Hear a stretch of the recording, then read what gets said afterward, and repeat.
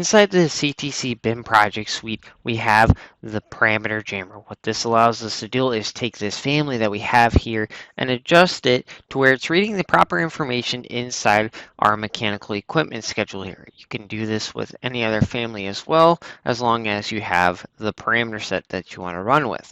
So as we open up the tool here, we're easily going to select which schedule we want to operate and run with.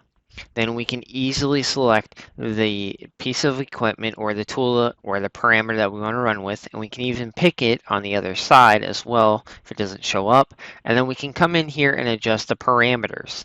Each one is listed into a specific parameter that we can adjust or utilize or get rid of depending on how we want to run with it.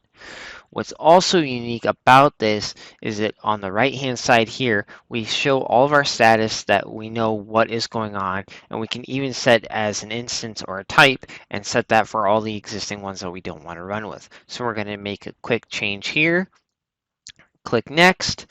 It's all done and finished. It has done it for us. We can easily click finish, and all this stuff has been operated and put in to make it easier for ourselves so the data is reading correctly and promptly as we need it to. Again, this is the parameter jammer inside the project suite.